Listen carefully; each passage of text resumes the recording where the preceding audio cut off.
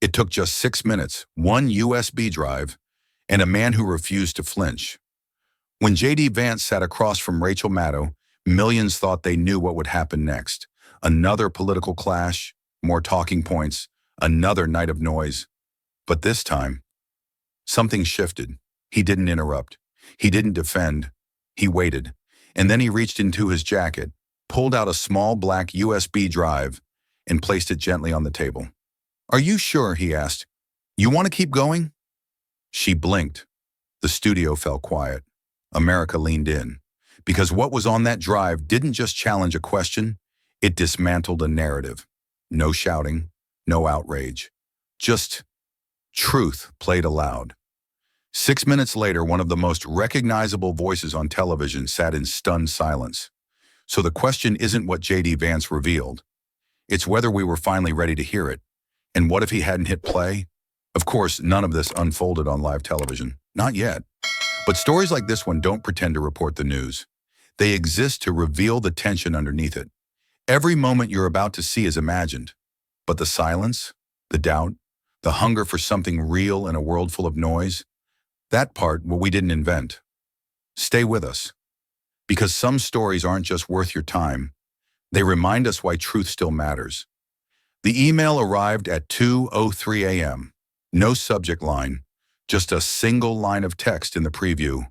Live, prime time. One-on-one with Maddow. JD Vance didn't open it right away. He stared at the screen from across the kitchen table, lit only by the pale light of the fridge. The hum of the refrigerator was the only sound.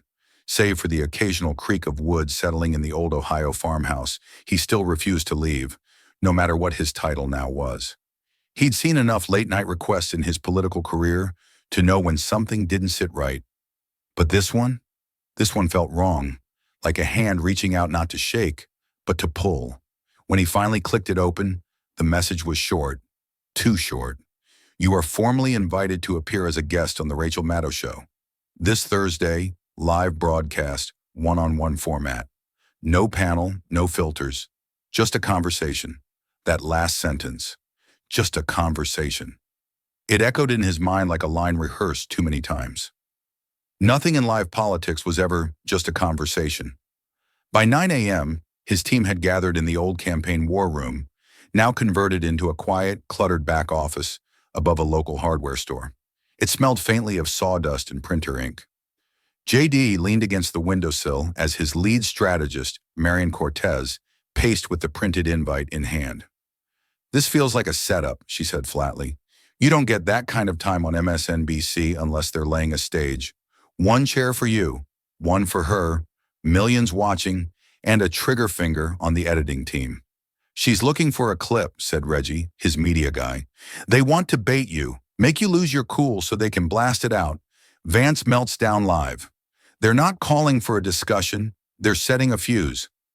JD said nothing at first. He just stared at the printed page on the table, tracing his finger along the last sentence, like it might rewrite itself. Then he looked up. "Sometimes you walk into fire," he said quietly, "to make sure it burns in front of everyone." The room went still. He told them yes. And yet, as he sat alone in his truck that evening, parked outside an old steel mill that had gone quiet since last summer, a flicker of doubt crept in. Not fear. JD Vance had spent enough time in rooms that wanted him silent to know what fear felt like. This was something else, something colder. He pulled out a small notepad from the glove compartment and scribbled a few words. Names, places, a number. Then he ripped the page out and slid it into an envelope. If what he suspected was true, this wouldn't be just another debate. It would be a reckoning. But it had to happen on camera, where no one could deny it. Not this time. Back at the farmhouse, the wind had picked up. The branches of the old oak outside his window scraped against the siding like something trying to get in. He stood at the mirror adjusting his collar, not out of vanity, but precision. His jacket pocket was heavier than usual. Inside it, a small black USB drive. Nothing fancy, no label, just plastic and memory. He looked at himself one last time before turning off the light. The door clicked shut behind him.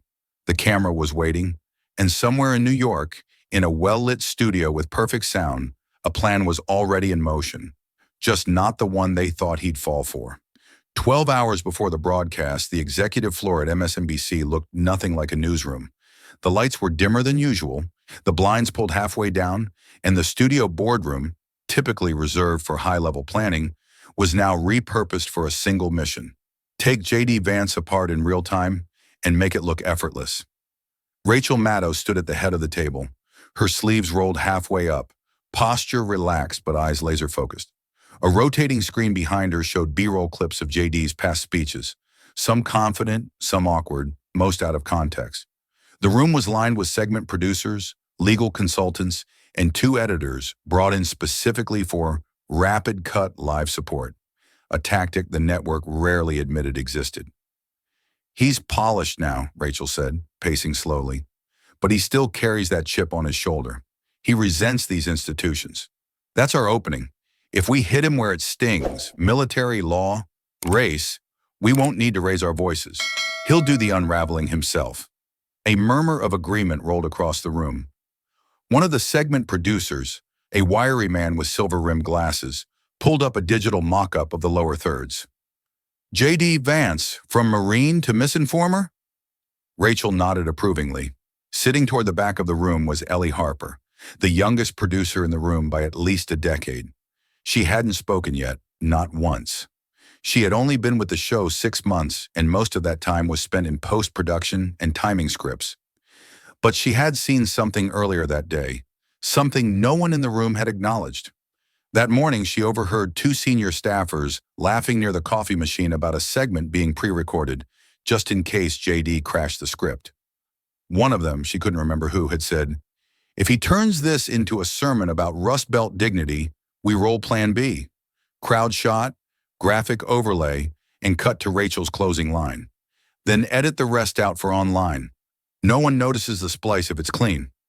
Ellie hadn't thought much of it until now, watching everyone talk like the outcome had already been written. She cleared her throat. "Quick question. Are we planning to show this debate in full? I mean, if something unexpected happens, are we still committing to the full broadcast?" The room fell quiet, but only for a second. Then came the polite chuckle from the legal consultant seated near the door. "Don't worry, Harney," he said. "Everything unexpected has already been planned for." Rachel smiled but didn't turn around. "Ellie, right? Thanks for asking. That's what we call editorial control. We're live, but we're not helpless." Ellie nodded, trying to hide the flush in her face. That was it. The room moved on. The technical director began reviewing the safety sequence.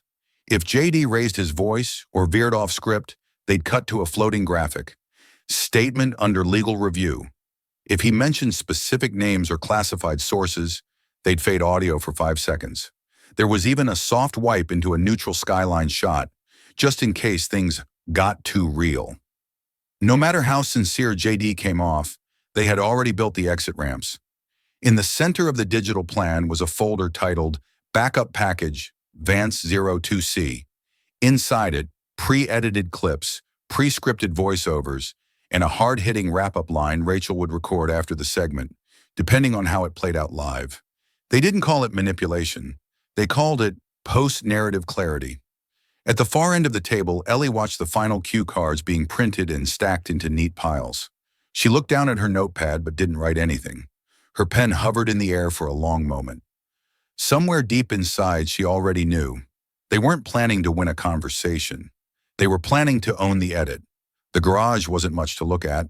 Peeling white paint, a stubborn flickering bulb, and a concrete floor still stained from a leaky transmission back in 2010. But it was his. JD had always come here when the noise got too loud. Not the noise from outside, the noise from them, the pundits, the strategists, the ones who saw stories and half-truths and built narratives out of noise. Here, in the quiet hum of dust and memory, he could think. And tonight, he needed to. He stepped over an old extension cord coiled like a forgotten question and made his way to the corner workbench. From beneath a folded tarp, he pulled out a scuffed black laptop that looked like it hadn't seen daylight since flip phones were still around. Its hinges groaned in protest when he opened it, and it took a full 30 seconds for the screen to come alive. He didn't rush. He plugged in the power cord, then reached into his jacket pocket and pulled out the USB. Just plastic and memory. He clicked it into place. The File Explorer popped open, auto-launching a single window. No passwords, no loading bar, just a quiet flicker, and then a screen full of digital files, folders, and recordings. He navigated past folders labeled clips, notes, testimony. Then he stopped at one, insurance. He double-clicked. Inside were 3 video files, each time-stamped, each named with only a date and a word. One of them, he hovered over it, read 2023-11-8_Maddow briefing. He played it. The screen showed a Zoom meeting. 4 squares. Rachel wasn't in it, but her producers were. One of them was saying, "We don't need him to lie. We just need him agitated. That's enough for the headlines." Another chimed in, "Make him explain a position twice.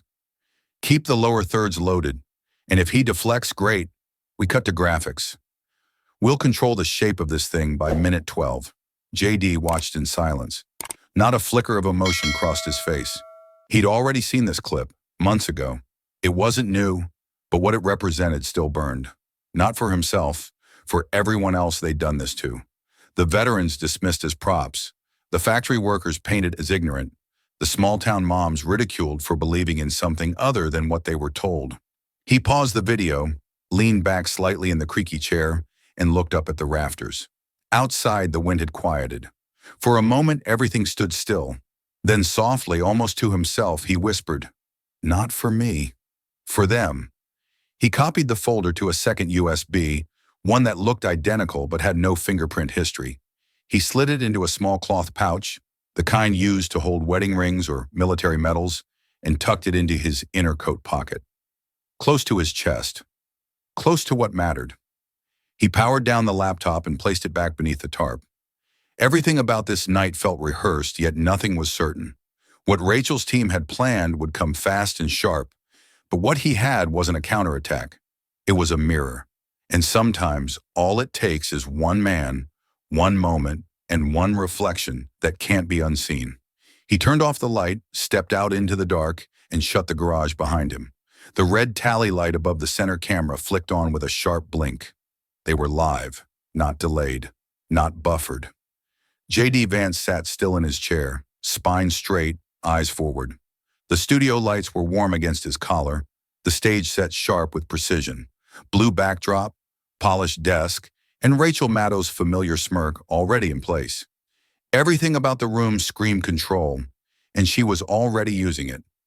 "Tonight," Rachel began, voice crisp with a touch of rehearsed warmth, "we welcome Senator J.D. Vance, known to some as the voice of working-class revival, and to others as the man who sold their story for a Senate seat."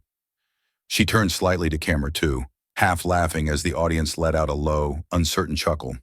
"JD, thanks for joining us, though I'm sure some of your old neighbors might prefer a refund." He didn't smile. He didn't bristle. He waited 2 seconds, just enough time to register the jab, then responded with the calmness of a man not there to play her game. "I appreciate the invitation, Rachel," he said evenly, "especially when we still lose 22 veterans a day to suicide, and our rural towns keep watching their last factory lights go out." She blinked just once, but recovered fast. Yes. Important issues, of course. But before we dive into policy talking points, I want to go back a bit. You've branded yourself as a populist, a fighter for the forgotten man. But your donors, your travel records, your voting history, not exactly Union Hall material, are they? He nodded slowly, unfazed. "I've met those Union Halls. I've buried friends who came back from war and couldn't find work that meant anything.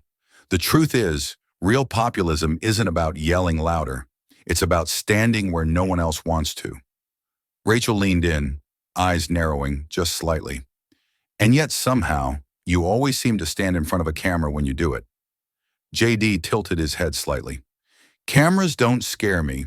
What scares me is how fast we forget the people who can't afford to be seen." The crowd went quiet for a beat. The air thickened.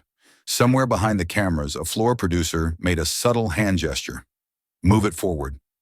Rachel's smile returned, but it sharpened at the edges. "Well, Senator, speaking of being seen," she said, tapping her cue card once for effect, "we have a file here." JD didn't move, but something in his breath caught, subtle, invisible to the audience, not to her. Rachel turned toward the desk, pulling out a folder from beneath a thin stack of notes.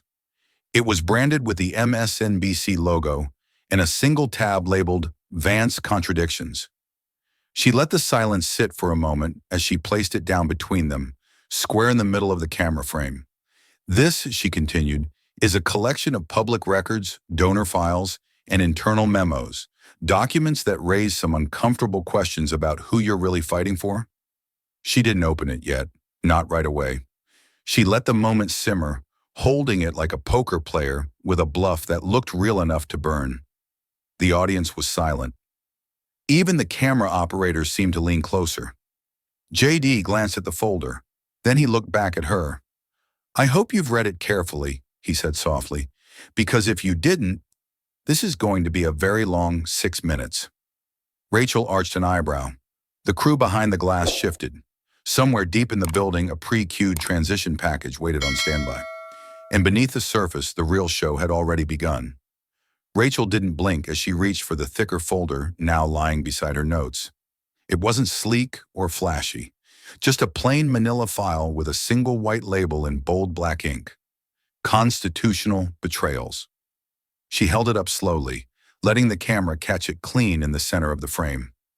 JD Vance kept his eyes on her, not the folder. He already knew it was coming. He just didn't know which version of it they'd decided to use. She opened it with a practiced flick, as if peeling back the layers of a scandal that had already been tried in the court of public opinion. Her voice shifted, more serious now, more composed, as she began to speak.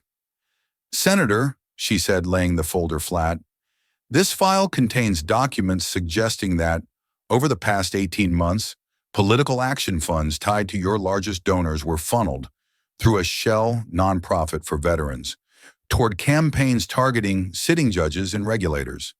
Some of those same judges, it appears, later ruled in favor of defense contracts connected to companies you've previously praised." JD's face didn't move, but his hands, resting loosely on the table, curled ever so slightly at the fingertips. Rachel continued. "You've built your image around loyalty to veterans, haven't you? Speaking at rallies, attending funerals, invoking their names on the floor of the Senate. But if this is accurate, then the very people you claim to fight for may have been reduced to a political shield." She let the last sentence hang. The pause wasn't accidental. It was engineered to feel like gravity had suddenly grown heavier in the room. JD looked at the file, then slowly lifted his eyes to meet hers. "Did you vet your source?" Rachel gave a soft, deliberate laugh, not mocking but dismissive. "We're live, Senator. The public can decide for themselves." He nodded. Once.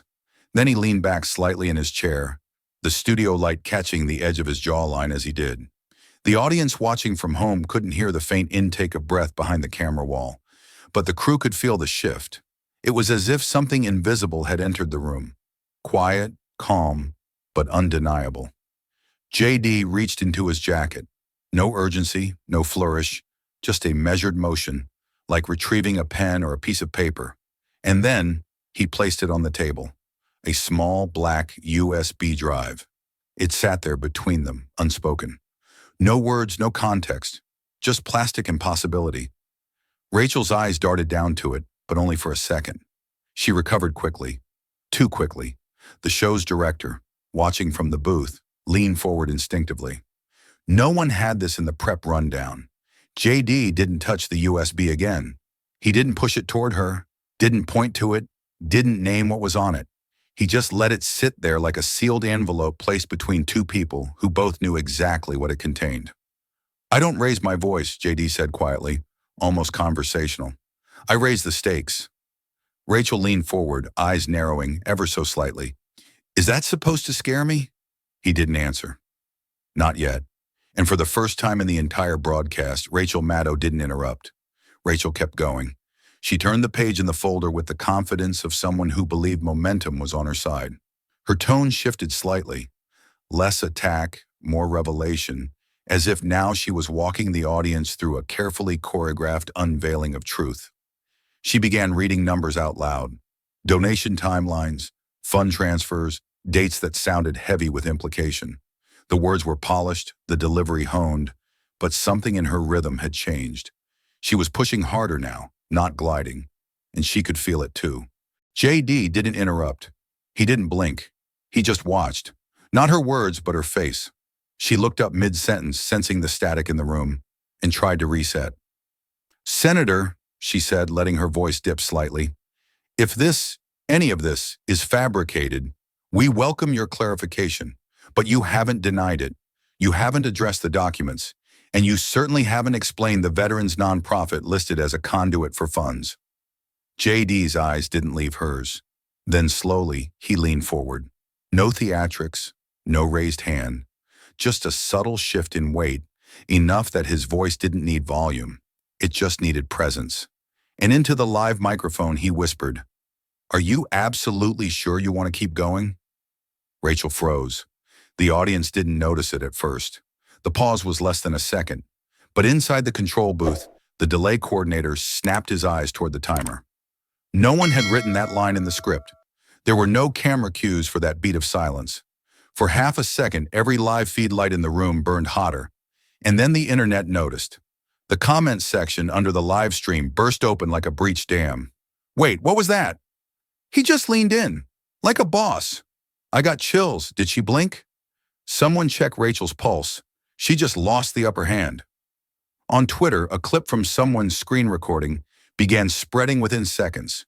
JD leaning in, eyes locked, voice low but clear. The phrase, "Are you absolutely sure?" started trending before the show even hit the 30-minute mark. Rachel tried to recover. She blinked once, shifted in her seat, tapped her pen against the edge of the folder like she was about to make a point, but said nothing. JD leaned back, not smug, not defiant, just measured, controlled. She cleared her throat. "Well," she said, the smile returning but weaker now, "this is certainly spirited." Inside the booth, a voice from the senior producer crackled through the headset. "Go to break. Do it now." The director gave the hand signal. The graphics team launched the pre-roll bumper. The on-air music faded in, overwarm piano chords and slow-moving transitions designed to calm the pulse. "Stay with us," Rachel said to camera 3, voice just a touch too high. "We'll be right back with more on Senator Vance's record and his response." But she didn't look at him as the feed cut. The screen went black. Commercials rolled. In the booth, no one was speaking. On set, JD sat still, hands folded, eyes on the empty chair across from him, where Rachel had just stood to walk off stage. And outside, in living rooms, bars, phones and tablets across the country, the question still echoed. What did he mean? And what's on that USB? The music faded. The screen came back. But something had shifted. Rachel sat slightly more upright now, one hand on her cue cards, the other resting too still against the desk. The control booth had lowered her audio input slightly, just in case the next few seconds veered too far off script. She was used to tension. But this wasn't tension. This was unpredictability. JD hadn't moved during the break. Same posture, same calm. He looked less like a politician and more like someone waiting for a clock to chime. And in his stillness, there was something even more unsettling than defiance. There was certainty. Rachel gave a practiced half smile as the camera returned to her. "Welcome back," she said, but the usual crispness had dulled just a little. "We're continuing our conversation with Senator JD Vance, who before the break had some strong words and a very mysterious USB drive." She turned toward him. "Senator, I imagine now would be the time to explain." JD looked at her for a moment longer than necessary. Then he turned slightly, just enough to face camera 1. And then, for the first time since the show began, he addressed the country directly. "Tonight," he said, voice steady, low but deliberate, "I brought something. Not for me, but for every town you forgot." He let the pause settle. Not too long, just enough. For the mothers who wrote letters that never got answers. For the workers who lost pensions while executives cashed out. For the soldiers whose names are read once, then filed away. And for the people who keep hearing words like heartland and forgotten without ever being invited into the room. Then slowly, without any rush or drama, he reached again into his coat pocket and pulled out the USB. This time he didn't set it down.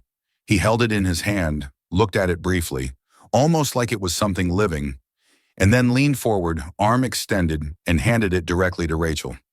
"Play it." She took it. Or rather, she let her hand move forward and receive it. The room felt colder now somehow. The floor director didn't blink. The producers behind the glass weren't moving. Even the cue card intern near the stage had stopped breathing. Rachel glanced down at the USB in her palm. "Senator, we don't typically air content we haven't—" "You've aired worse with less," JD said, not unkindly. She opened her mouth again, but nothing came. Instead, she looked to the side, somewhere just off camera, and gave the faintest nod. Inside the booth, the tech lead leaned toward the assistant editor. "Mount input, scan file path, buffer 5 seconds. The command was clear, though his voice cracked halfway through. No one wanted to be the one to hit play, but no one wanted to be the one to stop it either. Rachel turned back toward the screen in front of her as the studio lights subtly adjusted to compensate for the screen share transition. JD folded his hands together, not smiling, not speaking, and the country, still watching, still scrolling, still waiting, leaned in. This wasn't spin. This wasn't performance. This was something else, and it had just begun. The screen flickered once, and then the footage began. No title screen, no network watermark, just a zoom layout, 4 boxes, all familiar faces to anyone who'd ever looked at MSNBC's credits closely enough. Producers, segment editors, a legal liaison. The timestamp in the corner read, "Internal Strategy Briefing, Pre-Interview Sync." The voices were clear. The tone was casual, too casual. "So what's the goal here?" asked a woman with square glasses, sipping from a blue ceramic mug. "Do we let him ramble until he slips, or do we corner him early?" A man in the top right square laughed. "Corner him, definitely. If we keep him defending for the first 7 minutes, the rest is just cleanup. He's reactive, always has been." Someone else added, "Just remember, we've got the fast cut package ready for upload no matter how it goes. If he gets mad, great. If he freezes, even better. Either way, we drive the narrative by morning." JD sat motionless. Rachel didn't. Her hands tensed around her pen as the audio continued, now shifting to what sounded like a mock segment run-through. "Overlay the vet footage during his response. Don't give him a clean frame," a voice instructed, "and make sure Rachel's line about heartland hypocrisy lands right after the clip. It has to look like a contradiction, even if it isn't." Cut. The video switched to a different feed, a project management interface. On screen were folders labeled Post Vance, Alt Cuts, and Failsafe. Within one folder, thumbnails of pre-rendered YouTube videos appeared. Their titles had been set in advance. JD Vance melts down over veterans, Vance versus Maddow, the moment he lost it, watch Rachel expose Vance's populist lie, live. Each had a scheduled release time. Each had thousands of pre-written hashtags attached. The air in the studio thickened like smoke. Rachel stared at the screen, her expression flattening. Her eyes darted once toward the control booth, but no direction came. No earpiece chatter, no fallback graphic. Just the sound of her team, engineering a hit piece before the interview even started. Inside the booth, chaos bloomed behind the glass. The senior producer stood frozen with one hand half raised toward the tech lead, unsure whether to cut the feed or let it ride. The legal rep fumbled for a tablet, scrolling frantically. No one had cleared this footage.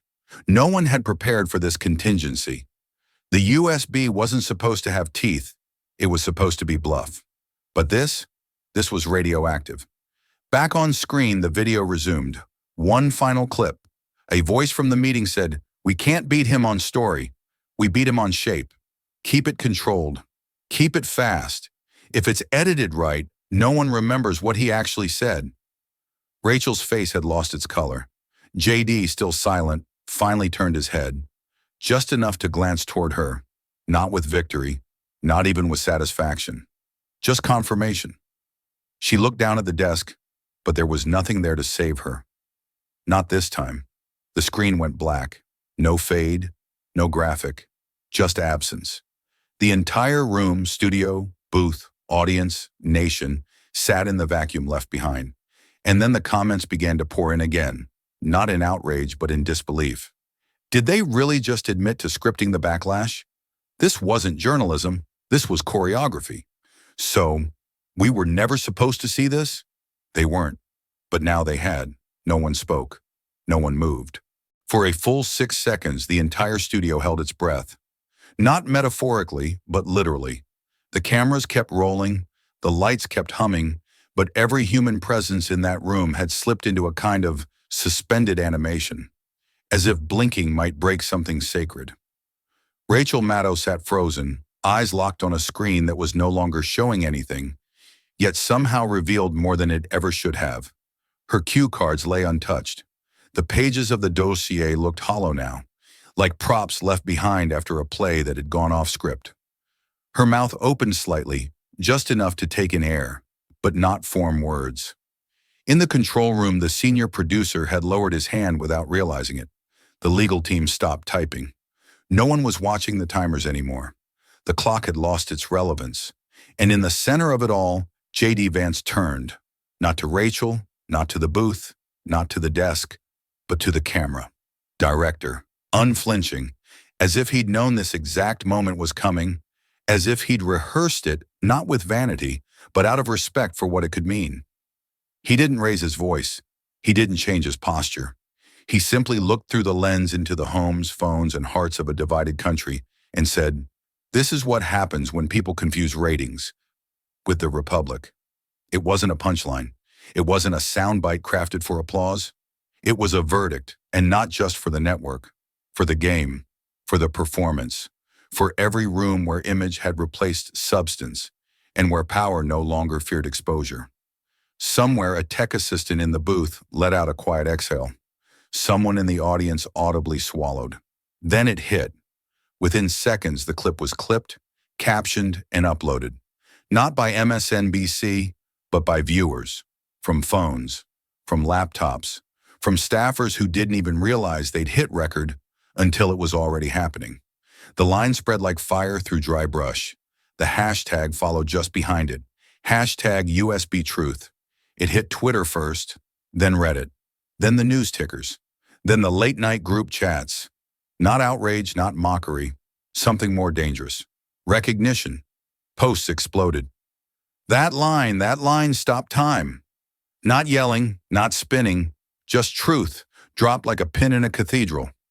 This wasn't politics, it was a reckoning. Inside MSNBC, the crisis team scrambled to draft a network response, but no one knew where to begin. The footage was theirs, but it no longer belonged to them. It had taken on a life of its own. Back in the studio, Rachel finally moved, just slightly. She looked to her right, not at JD, but toward the empty airspace where the teleprompter usually projected closing lines. It was blank now. There was nothing left to read. JD stood. He didn't offer a final remark, didn't take a victory lap. He simply buttoned his jacket and gave a small, almost imperceptible nod to the camera operator. Then he walked off the set, and the moment stayed behind. Not loud, not triumphant, but unforgettable. Because the silence had said more than any segment ever could. The control room was no longer a place of production, it was a triage center. The moment JD Vance left the set, the illusion of control shattered into fragments. Dozens of screens still glowed. Timers continued to tick. But no one was watching the countdown anymore. All eyes were on the chaos unfolding inside the legal command channel. The senior legal counsel, Dana Mitchell, stood frozen at the back wall, one hand on her headset, the other clutching a copy of the show rundown that was now entirely irrelevant. "We aired it," she said quietly, mostly to herself. "That file was unvetted, no disclaimer, no editorial approval. Jesus, no delay buffer." The booth technician beside her stared at the paused frame still up on screen. The Zoom call, the file paths, the pre-scheduled attack packages. There was no denying what they'd just broadcast. It wasn't just politically sensitive, it was operationally damning. Then the door opened. He didn't knock. The executive vice president of MSNBC, Jonathan Greer, walked into the room like a man who hadn't run, but whose presence still outran the room's panic. He was tall, silver-haired, tailored suit slightly wrinkled from having been woken out of bed mid-flight. The man who typically reviewed quarterly ratings now stood face-to-face with legal fire. "What's the scope?" he asked immediately. Dana looked up. Unedited internal briefings. Real names, real timestamps, real voices admitting manipulation of a federal candidate in a live broadcast. "It's not just breach of ethics level. It's federal. We have to report it." Jonathan's jaw tensed. "Who signed off on that USB content being aired?" Silence. No one spoke. Everyone looked somewhere else. He turned to the director. "Who was in the booth when it played?" "I was," the man answered. "We didn't load it. We mirrored it live from her screen. We didn't even have access to preview it." "She didn't preview it either," someone else added. "She thought it was a bluff." Jonathan processed this in seconds. This is no longer about ratings. This is containment. Meanwhile, back on set, Rachel Maddow had returned to her seat. Her mic was still hot, but her composure wasn't. She flipped through her cue cards like they might realign time if read in the right order. Her voice came thinly through the monitors. "Well, that was an unexpected development, but let's pivot now to—" She paused, stammered, glanced at the empty chair across from her, as if it still held gravity. "Let's pivot now to the broader implications of narrative construction in—" She stopped again. The studio lights still burned, but the power of her presence had dimmed. In the booth, the comms line buzzed. It was the network's legal liaison in D.C. "Greer," the voice said, "FCC might classify this as deliberate malpractice if we don't self-report. You have a 3-hour window to get ahead of it." Jonathan turned to Dana. "Get compliance on the phone. I want a time-stamped incident report drafted in 10 minutes. We self-report immediately." He turned toward the glass, looking out at the studio floor. Rachel's voice was still trying to stitch a sentence together. It wasn't working. "She needs to stop talking," he muttered. But no one in the room was willing to be the one to tell her, because they all knew, whatever this was, it was no longer hers to control. Rachel was still talking, or at least trying to. Her words came out fractured, half thoughts, half reach. She jumped topics with awkward segues, leaning into academic abstractions and shallow pivots. Viewers could tell. The rhythm was broken. The performance was unraveling in real time. In the background, camera operators exchanged looks, uncertain if they should zoom in or fade out.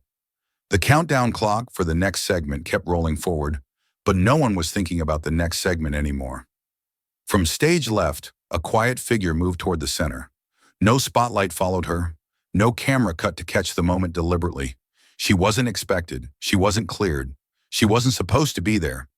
Ellie Harper, the junior producer, stepped out onto the stage floor with a sheet of paper in her hand and something sharper than courage in her expression: clarity. Rachel noticed her only once Ellie was a few feet away. Confusion crossed her face. Was something wrong with the feed? Was this another technical failure? But Ellie didn't stop at the edge of the set.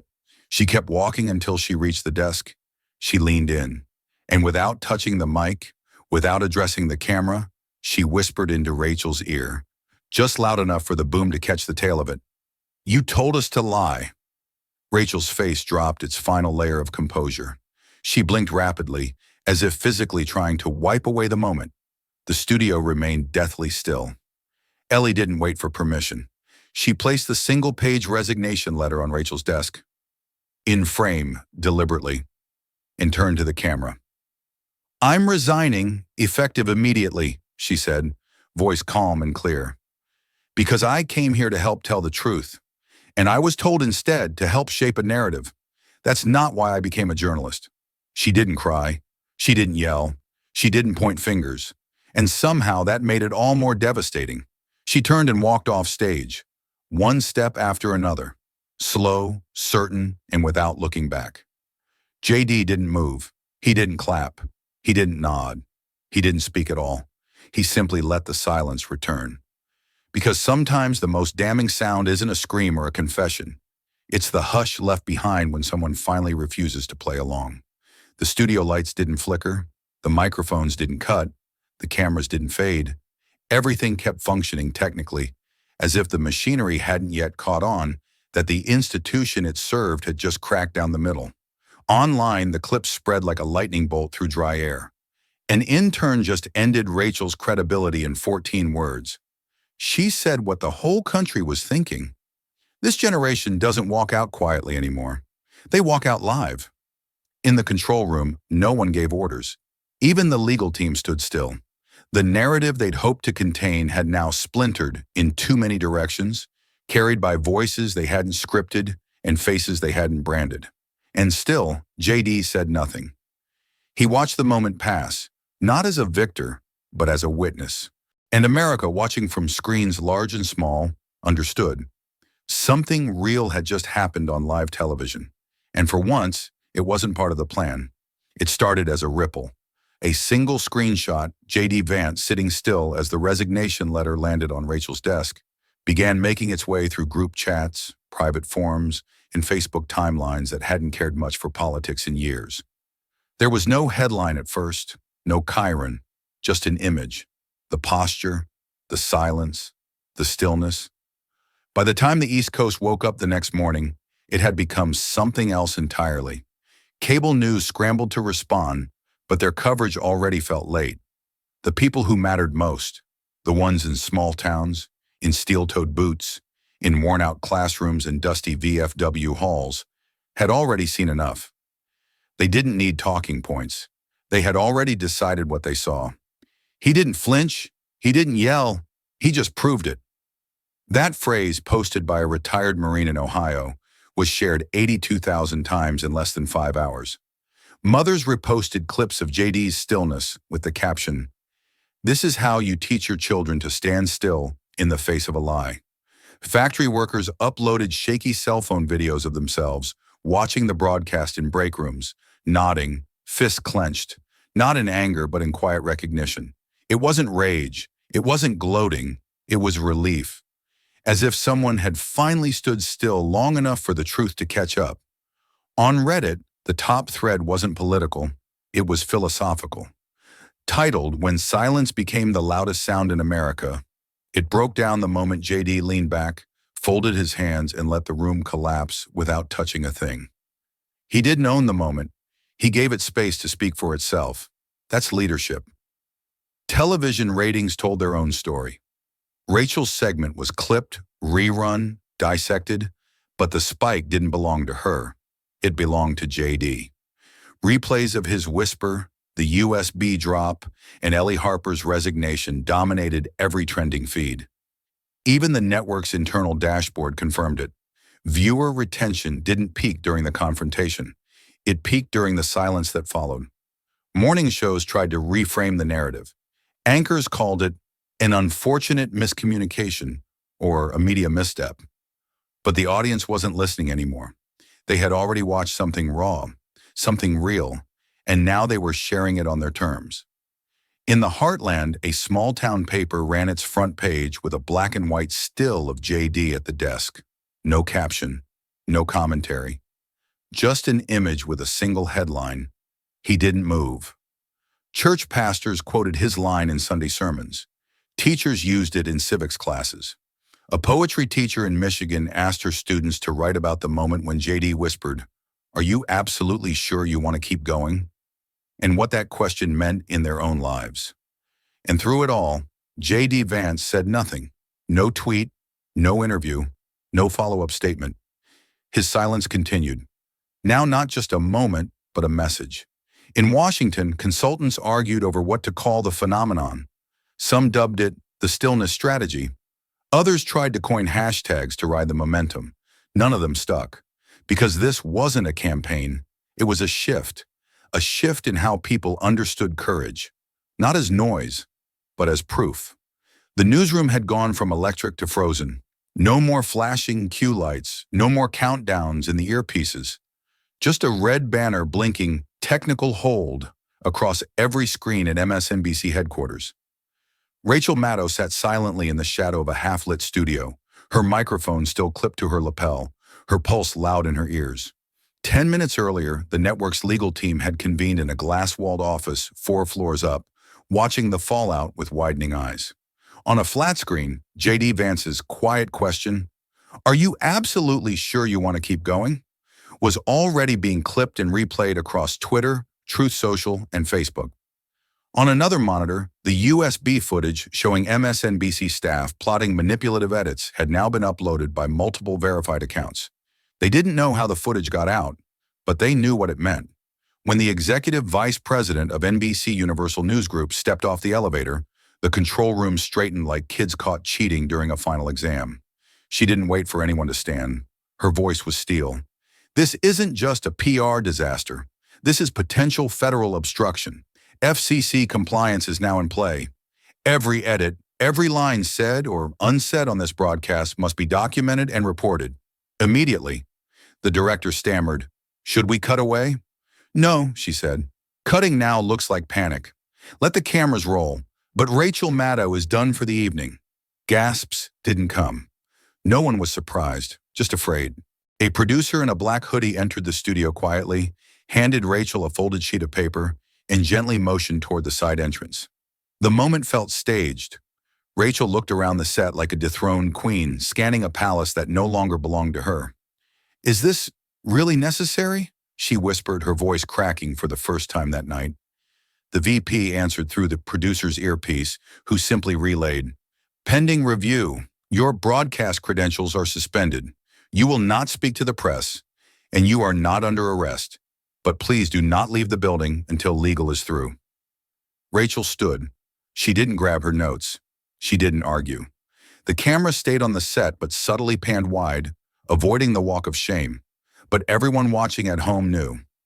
It was clear in the way the co-hosts shifted uncomfortably in their seat, the way the theme music never resumed. The silence was thunder. And on another screen, in a split frame on conservative and independent networks alike, JD Vance sat back in his chair, not smug, not celebratory, just calm, like a man who knew that the truth didn't need theatrics to land. He didn't speak. He didn't raise a fist. He didn't even blink much. He just nodded once, as if to say, "That's enough." In homes across America, from West Virginia porches to Detroit kitchens, from trailer parks to small-town diners, the message landed harder than any monologue. For too long, people had watched media treat their pain as ratings fodder. For too long, the working class had watched elite narratives twist facts like knives. But tonight, one of their own had come armed not with anger, but with evidence. And in less than an hour, the empire of edited spin had cracked at the seams. The door to Studio 6B creaked open with a soft, deliberate groan. JD Vance stepped out, leaving behind the echo of a broadcast that would be replayed, dissected, and remembered for years. He didn't pause. He didn't glance back. There was nothing left in that room worth looking at. The hallway was quiet, at first, just the dull hum of overhead fluorescent lights and the distant buzz of a vending machine. But then slowly, as if a ripple moved through invisible water, people stood, one by one. A camera operator resting against the wall straightened his back.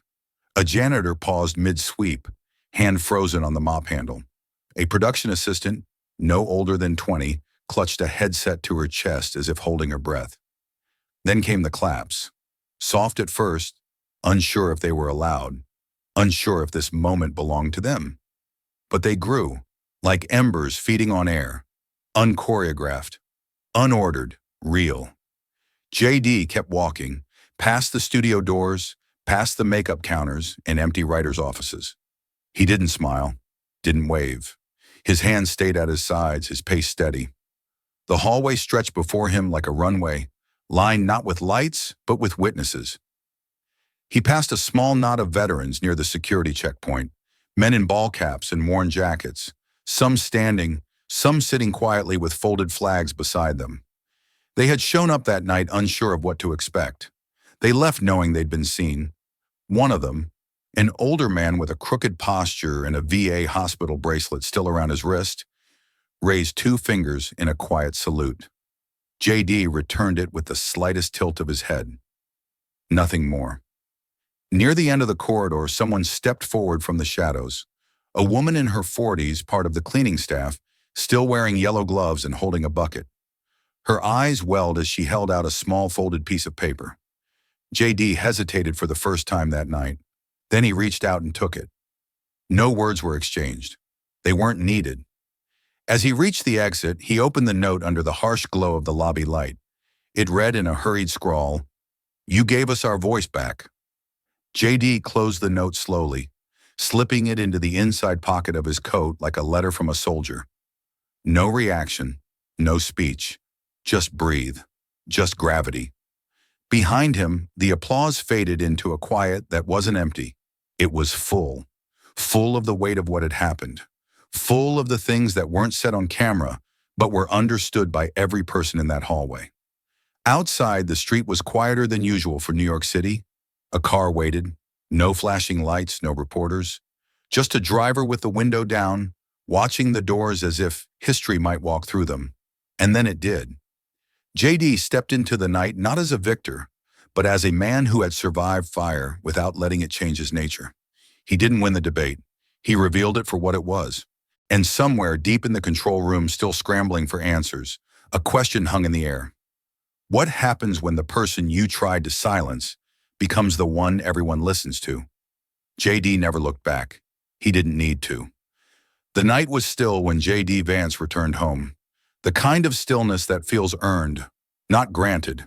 His coat hung heavier on his shoulders now, not from defeat or fatigue, but from the invisible weight of all that had just unraveled on national television. The streetlights cast a soft, golden hue across his driveway as he pulled into the familiar space, his headlights briefly illuminating the old wooden door of the garage. He sat in the car for a moment, hands still on the wheel, letting the silence stretch out. Then, without a word, he stepped out.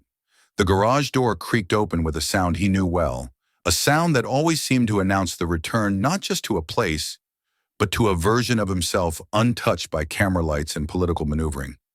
Inside, the familiar chaos greeted him. Boxes stacked with worn files, a dusty campaign sign half folded in the corner, and an old desk with a webcam perched awkwardly on top. He clicked on the single lamp beside the workbench, casting long shadows across the room. The light flickered once before settling into a low, steady glow. JD moved with deliberate calm, setting his phone aside, pulling out a battered laptop that had long since outlived its warranty. He plugged it in, tapped the space bar, and waited for the screen to come alive. There was no script, no producer, no advisors, just JD and the silence. He leaned toward the webcam, checked the angle, then hit record. The red dot blinked to life. He looked straight into the lens. His face was calm, unreadable at first. Then something shifted, a slight tightening around the eyes, a flicker of steel behind the tiredness. "They wanted a scandal," he said quietly, the words sinking into the air like a slow-burning fuse. "But I didn't bring them a scandal. I brought them a mirror." He paused, letting the weight of that line breathe. Tonight wasn't about proving them wrong.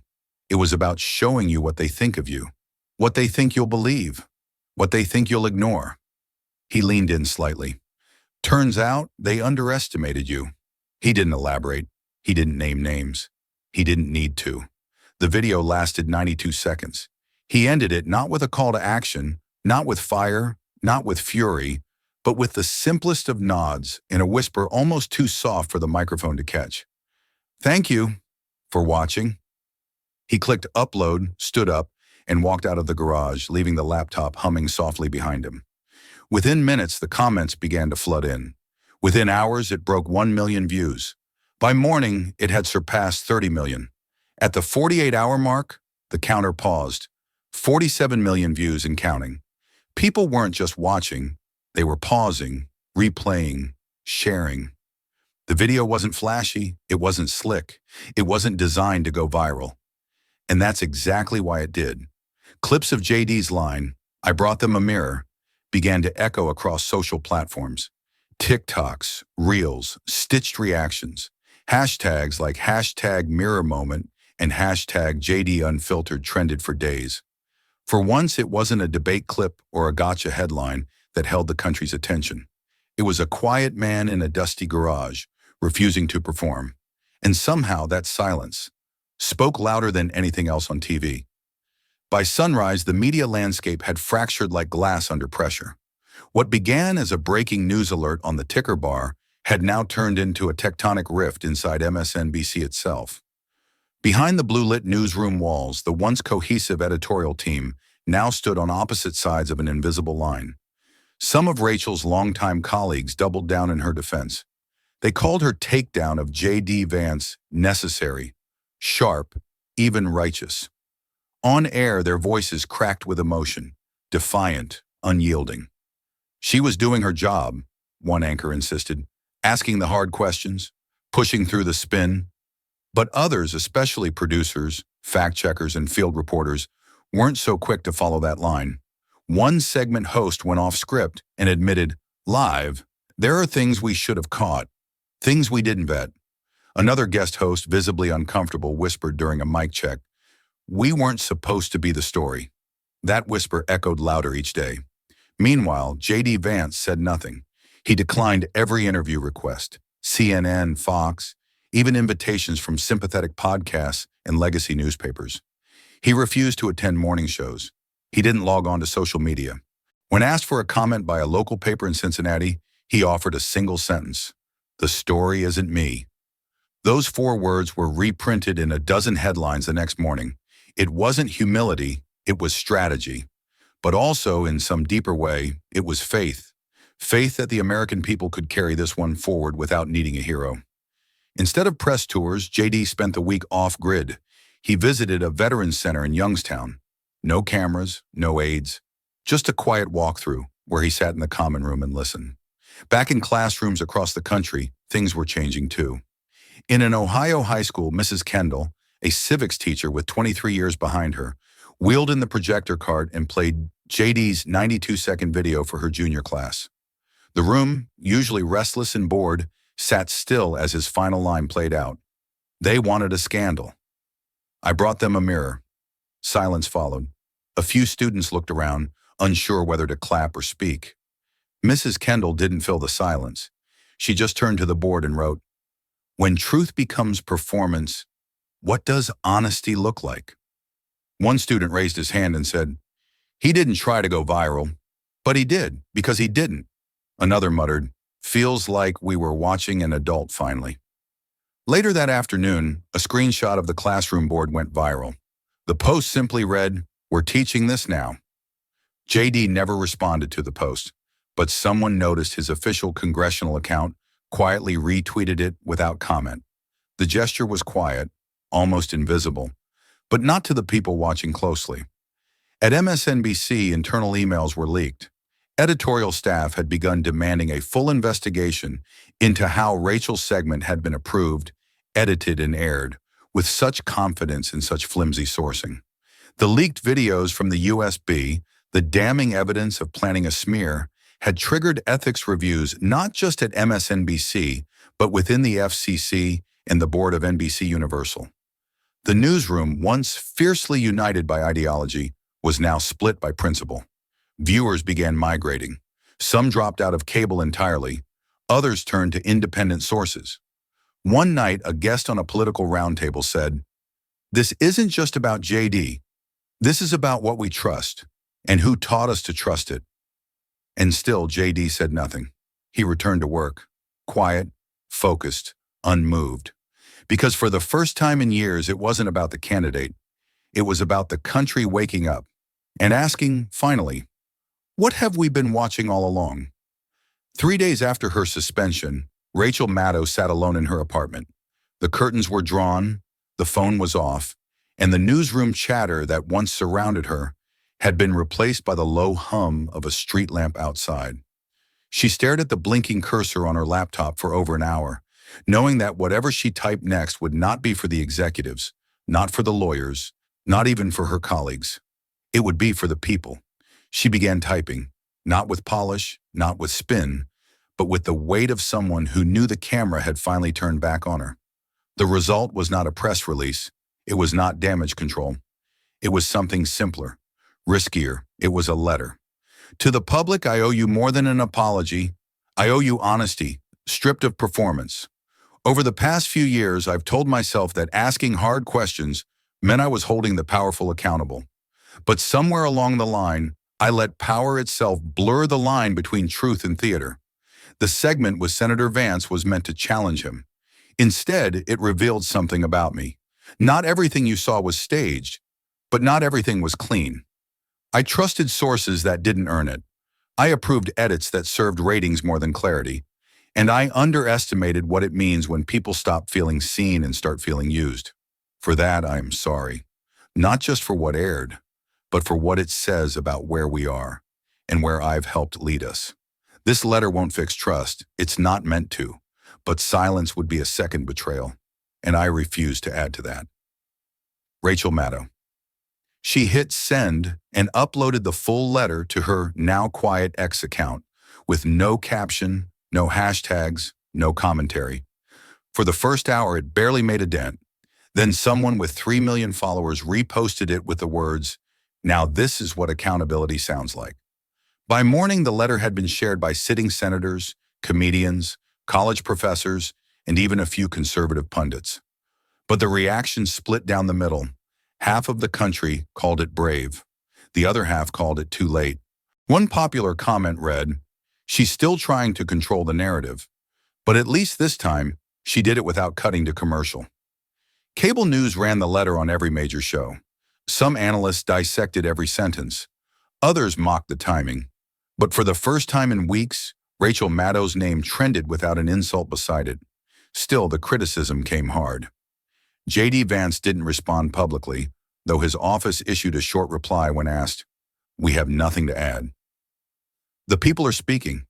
The FCC investigation continued, and Rachel remained suspended. But the letter triggered something the USB hadn't: emotional reflection. Viewers debated not just what she said, but why it mattered that she said it herself.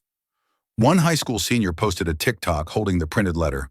"We grew up thinking adults would never admit when they crossed the line. She just did. That's not weakness. That's the beginning of change." And in a small cafe in Michigan, a group of veterans watched the segment replayed in silence. One of them folded the paper and said, "She still has to face consequences, but at least she finally showed her face." And so for all her years commanding a room with monologues and certainty, Rachel Maddow's most impactful moment came not from a segment, but from a single quiet letter. A letter that did not end the storm, but at last acknowledged it. It had been nearly a year since JD last stepped foot in the town of Mercer Falls, a once thriving steel town carved into the Ohio Valley. The factories still stood like sleeping giants, their rusted frames painted in quiet defiance against the blue-gray sky. But something had changed, not in the buildings, but in the people. As JD stepped out of a nondescript rental car, he wasn't met by cameras or microphones. Instead, it was Mayor Lisa Gaines waiting at the curb, bundled in a worn overcoat, eyes watering not from the cold, but from something deeper. "You came back," she said, voice cracking. "I never left you in spirit," JD replied. They shook hands, but it felt like family. Just a few feet behind her, a group of townspeople had gathered. Retirees in ball caps, young men in steel-toed boots, mothers pushing strollers along cracked sidewalks. No one shouted. They just stood there watching, as if silently acknowledging something that couldn't be said but must be felt. One man stepped forward, a veteran in a faded jacket, his gait unsteady but determined. He didn't introduce himself. He didn't have to. "You didn't just expose them," the man said, gripping JD's hand with both of his. "You showed us we matter. You reminded them that we exist." JD held his gaze, then placed a hand on the man's shoulder. "You always did," he said. "I just brought the light." The mayor led him on a short walk through Main Street. The storefronts still bore the scars of economic neglect, but taped to the inside of several windows were handwritten signs. "He saw us. We remember. Truth walked here." At the end of the block stood a newly painted mural on the side of an old tool and die shop. JD paused. It was him, not heroic, not grand, but seated at a table under studio lights, a single USB drive placed gently beside him. Behind him, sketched in subdued color, were outlines of veterans, mill workers, teachers, and children. Above the image was a line. He didn't yell. He just didn't blink. The mural hadn't gone viral. It hadn't been paid for by any political committee. It simply existed, put there by a community that needed a mirror, not a monument. As JD stood before it, The wind picked up and carried the faint clang of metal from a distant yard. It was as if the town itself had cleared its throat, ready to speak again. Before leaving, JD walked into the old community center, now reopened with fresh drywall and shelves of donated books. He left no speech, no autographs, no press release. But he left one thing behind, a small brass plaque mounted near the door, etched with just one line. America begins in the places it forgets. And with that, he stepped back into the car, rolled down the window once, and gave a quiet nod to the mayor. The town didn't cheer. It didn't need to. It had already been heard. The museum wasn't grand. No marble staircases or vaulted ceilings. It stood tucked between a courthouse and a credit union in downtown Dayton, Ohio. Just a modest civic building with limestone walls and a bronze plaque that read, "Voices of a Nation, Democracy in Motion." On opening day, foot traffic was steady but hushed. Families walked through side by side. School teachers explained exhibits in whispers. Local journalists took photos, careful not to intrude. But everyone, no matter where they started, ended up in the same room. A small alcove at the back titled, "The Night the Feed Froze." There, under a glass case lit by a single overhead bulb, sat 3 items, each ordinary, almost forgettable on its own. First, the USB, just a black stick, slightly scuffed on the edge, its brand name faded from handling. No markings, no labels. But next to it, a small card.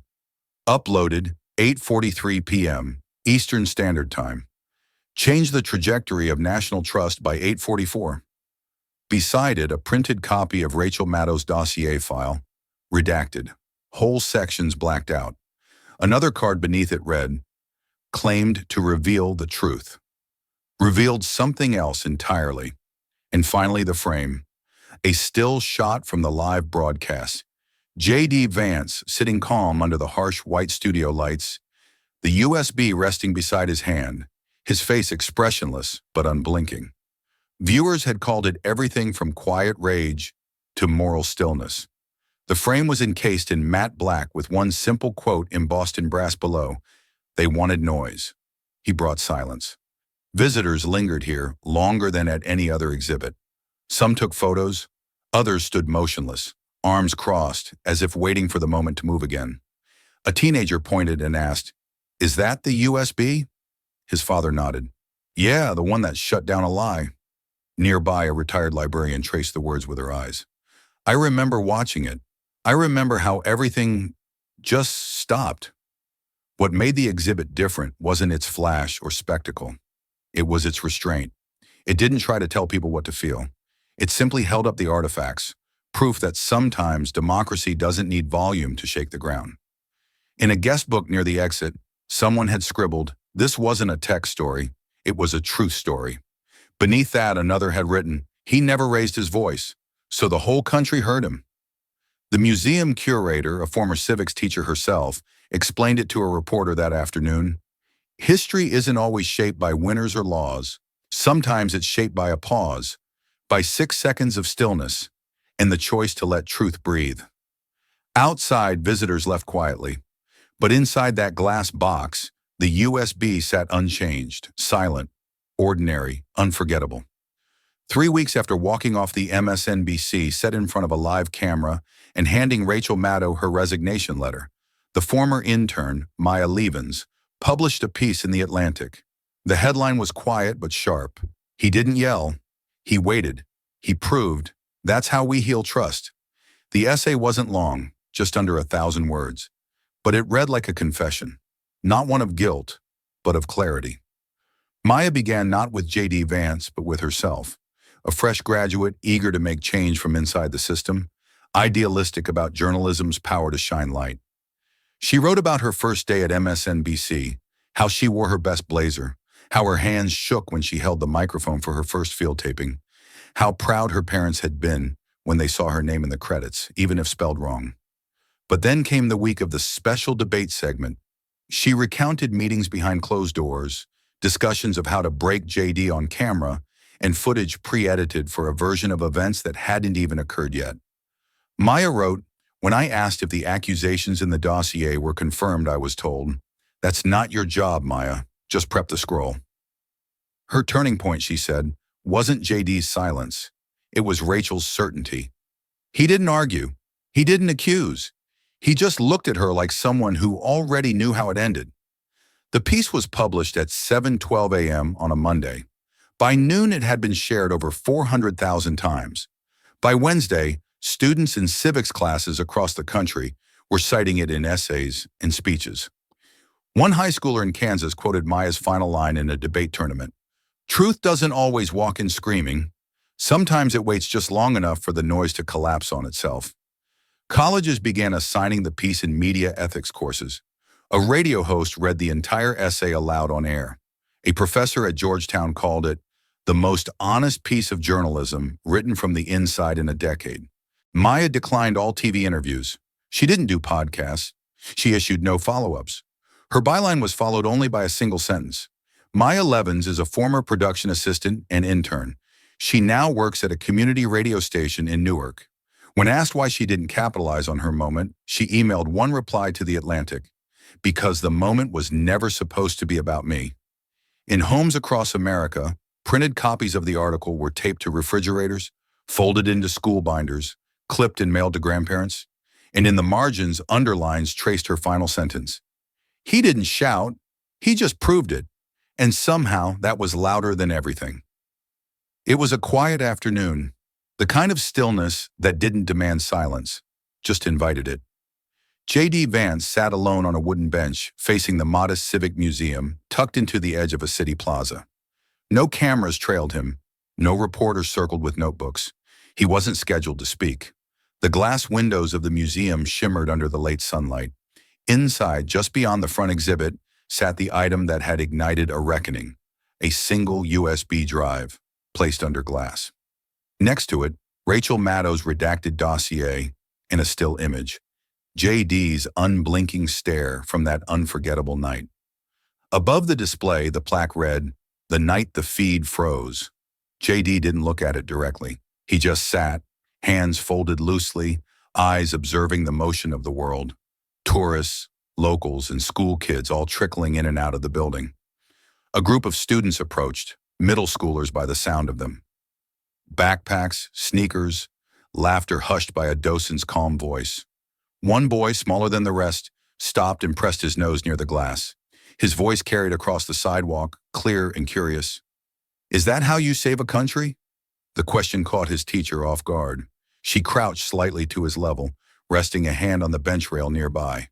Her response wasn't rehearsed. It didn't sound like history. It sounded like memory. "It's how you remind it who it belongs to." JD heard it, but didn't turn. A small smile passed through his expression, not triumphant, not relieved, just honest. Across from him, the museum doors opened again. More feet shuffled inside. Another pair of eyes glanced at the screen. Another voice would ask. Another answer might echo. But JD didn't need to witness it. The proof had already outlived the moment. And on that bench, in that hour with no speeches and no microphones, the man who never raised his voice sat quietly. Because sometimes silence was the loudest truth of all. Sometimes it's not the loudest voice that shapes a country, but the quiet act of holding up a mirror. JD's story reminds us that dignity, truth, and restraint can cut deeper than any broadcast. In a world obsessed with noise, his silence spoke volumes. Maybe that's the kind of leadership we've been missing. Not to control the narrative, but to reveal it. What moment in your life reminded you that truth doesn't always need to shout, just to stand firm? If this story touches you, don't let it stop here. Like, share, and subscribe to JD Stories, where every voice matters and every story echoes far beyond the screen. This story is a fictionalized and dramatized narrative created for educational, inspirational, and storytelling purposes. While it may be inspired by real public events, people, or societal issues, it includes imagined dialogue, reconstructed scenes, and character interpretations meant to highlight broader themes of justice, dignity, and resilience. Any resemblance to actual events or individuals beyond public knowledge is purely coincidental. We do not intend to defame, mislead, or harm, but to invite reflection and meaningful conversation. Thank you for watching JD Stories.